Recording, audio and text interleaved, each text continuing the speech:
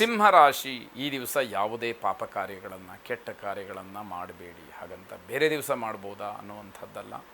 ಈ ದಿವಸ ಮಾಡುವಂಥದ್ದು ನಿಮಗೆ ವಜ್ರಲೇಪವಾಗಿ ಆಗಿಬಿಡುತ್ತೆ, ವಜ್ರದಂತೆ ಅದು ಅಂಟ್ಕೊಂಡು ಬಿಡುತ್ತೆ ಅನ್ನುವಂಥದ್ದು. ಹಾಗಾಗಿ ಪಾಪ ಕಾರ್ಯಗಳ ಚಿಂತನೆಯೂ ಕೂಡ ಈ ದಿವಸ ಬೇಡ ಅಂತ ಅರ್ಥ.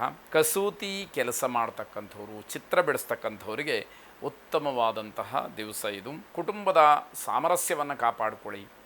ಕುಟುಂಬದಲ್ಲಿ ಮನಃಶಾಂತಿ ಸಿಕ್ಕುವ ಹಾಗೆ, ಕುಟುಂಬದಲ್ಲಿ ಸಮಾಧಾನ ಇರುವ ಹಾಗೆ, ಸಂತೋಷದಿಂದ ಇರುವ ಹಾಗೆ, ಸದಾಕಾಲ ಉತ್ಸುಕರಾಗಿರುವ ಹಾಗೆ, ಚಟುವಟಿಕೆಯಿಂದ ಇರುವ ಹಾಗೆ, ಯಾವುದೋ ಕೆಲಸದಲ್ಲಿ ನಿಮ್ಮನ್ನು ನೀವು ತೊಡಗಿಸ್ಕೊಂಡಿರುವ ಹಾಗೆ ಎಲ್ಲ ವ್ಯವಸ್ಥೆಗಳು ಕೂಡ ಆಗಲಿ ಅಂತ ಅರ್ಥ. ಅತಿಯಾದಂತಹ ಶತ್ರು ಭಯ, ಅಪನಿಂದನೆ ಇದಕ್ಕೆ ಒಳಪಡಬೇಕಾದಂಥದ್ದು. ಅನಗತ್ಯವಾದಂತಹ ಚರ್ಚೆಗಳಲ್ಲಿ ಭಾಗವಹಿಸಬೇಡಿ. ಒಂದು ವೇಳೆ ಭಾಗಿಗಳಾದರೂ ಕೂಡ ಸಹನೆಯನ್ನು ಕಳ್ಕೊಳ್ಬೇಡಿ. ಅಸಹನೆಯಿಂದ ವರ್ತಿಸ್ಬಿಟ್ರೆ ನಿಮಗೆ ತೊಂದರೆ ಆಗುತ್ತೆ ಎನ್ನುವಂಥದ್ದು.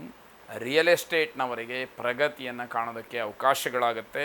ಕಾರ್ಮಿಕ ವರ್ಗದವರಿಗೆ ಯಂತ್ರೋಪಕರಣಗಳಿಂದ ತೊಂದರೆಯಾಗ್ತಕ್ಕಂಥದ್ದು. ನಿಮ್ಮ ಕೆಲಸವನ್ನು ಸಕಾಲದಲ್ಲಿ ಪೂರೈಸೋದಕ್ಕಾಗೋದಿಲ್ಲ, ಕೊನೆಗೆ ನಿಷ್ಠುರವಾಗ್ತೀರಿ. ಅದಕ್ಕೆ ಕಾರಣ ಯಂತ್ರೋಪಕರಣಗಳ ತೊಂದರೆ. ಇದನ್ನು ಗಮನಿಸಬೇಕು. ವಿಶೇಷವಾಗಿ ಬ್ರಹ್ಮನನ್ನು ಪ್ರಾರ್ಥನೆ ಮಾಡಿ. ಶುಭವಾಗಿ. ಕನ್ಯಾ ರಾಶಿ, ಉನ್ನತ ಶಿಕ್ಷಣ ಕ್ಷೇತ್ರದವರಿಗೆ ಅನುಕೂಲವಾಗ್ತಕ್ಕಂತಹ ಸಾಧ್ಯತೆ. ಕಲಾವಿದರಿಗೆ ಗೌರವ ಸನ್ಮಾನಗಳು ವಿಶೇಷವಾಗಿ ಸಿಕ್ಕುವಂಥದ್ದಿದೆ. ಸ್ತ್ರೀಯರಿಗೆ ಮಾತ್ರ ಉತ್ತಮವಾದಂತಹ ದಿವಸ ಅಲ್ಲ ಇದು. ಹೊಟ್ಟೆಗೆ ಸಂಬಂಧಪಟ್ಟಂತಹ ಸಮಸ್ಯೆ, ಆರೋಗ್ಯ ಸಮಸ್ಯೆ ನಿಮ್ಮನ್ನು ಕಾಡುವಂಥದ್ದಾಗತ್ತೆ. ಯಾವ ಒಂದು ಶುಭ ಸಮಾರಂಭಗಳಿಗಾಗಲಿ, ಉತ್ಸಾಹದ ಕೂಟದಲ್ಲಾಗಲಿ ಭಾಗಿಗಳಾಗೋದಕ್ಕೆ ಅವಕಾಶಗಳು ಬಹಳ ಕಡಿಮೆ ಆಗ್ತಕ್ಕಂಥದ್ದು. ಖರ್ಚಿಗೆ ಕಡಿವಾಣವನ್ನು ಹಾಕಬೇಕು. ವೃತ್ತಿಯಲ್ಲಿ ಯಶಸ್ಸಿನ ಅನುಭವವಾಗ್ತಕ್ಕಂಥದ್ದು. ಮಹಾಲಕ್ಷ್ಮಿಯ ಕೈಯಲ್ಲಿರ್ತಕ್ಕಂತಹ ಪದ್ಮವನ್ನು ದರ್ಶನ ಮಾಡಿ.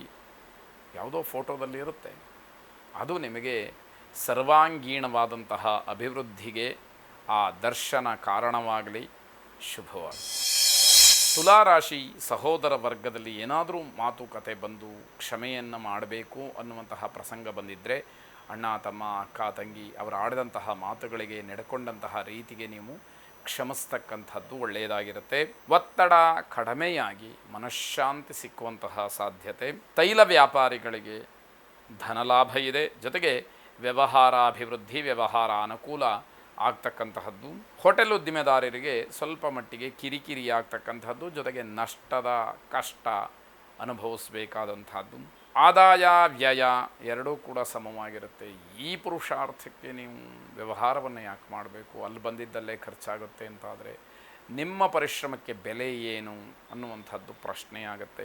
ಸಹೋದರ ವರ್ಗದಲ್ಲಿ ಗಲಾಟೆಗಳಾಗುವಂತಹ ಸಾಧ್ಯತೆ, ಸಣ್ಣ ಪುಟ್ಟ ಗಾಯಗಳೂ ಆಗುವಂತಹ ಸಾಧ್ಯತೆ ಇರುತ್ತೆ.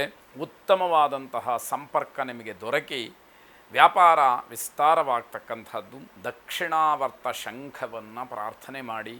ಶುಭವಾಗಿ. ವೃಶ್ಚಿಕ ರಾಶಿ, ಈ ದಿವಸ ಮೌನಕ್ಕೆ ಶರಣು ಹೋಗುವಂಥದ್ದು, ಕಡಿಮೆ ಮಾತಾಡ್ತಕ್ಕಂಥದ್ದು, ಅನಗತ್ಯವಾದ ಮಾತನ್ನು ಬಿಡ್ತಕ್ಕಂಥದ್ದು ಬಹಳ ಒಳ್ಳೆಯದಾಗಿರುತ್ತೆ. ಸಂಶೋಧನಾ ವಿಚಾರ ಮನಸ್ಸಿಗೆ ಒಪ್ಪಿಗೆಯಾಗತಕ್ಕಂತಹ ಸಾಧ್ಯತೆಗಳು ಹೆಚ್ಚಾಗಿರುತ್ತೆ. ಹಾಗಾಗಿ ಅದನ್ನು ಗಮನಿಸ್ಕೊಳ್ಳಿ. ಜ್ಞಾನಿಗಳ, ಅನುಭವಿಗಳ ಭೇಟಿಗೆ ನಿಮಗೆ ಅವಕಾಶವಾಗುತ್ತೆ. ಹಲವಾರು ವಿಚಾರಗಳನ್ನು ತಿಳ್ಕೊಳ್ತೀರಿ. ಜ್ಞಾನಾರ್ಜನೆಯಲ್ಲಿ ಆಸಕ್ತಿಯನ್ನು ಹೊಂದುತ್ತೀರಿ ಎನ್ನುವಂಥದ್ದು. ಆರ್ಥಿಕವಾಗಿ ಅಭಿವೃದ್ಧಿಯಾಗ್ತಕ್ಕಂಥದ್ದು. ಷೇರು ವ್ಯವಹಾರದಲ್ಲಿ ಮಿಶ್ರ ಫಲ ಸಿಕ್ಕುವಂಥದ್ದು ಆಗತ್ತೆ. ನಿಮ್ಮ ಮನಸ್ಸು ಬಹಳ ಚಂಚಲವಾಗಿ ಇರತಕ್ಕಂಥದ್ದಾಗತ್ತೆ. ಮಹಾಶಾಸ್ತಾರ ಮಂತ್ರವನ್ನು ಶ್ರವಣ ಮಾಡಿ. ಶುಭವಾಗಿ.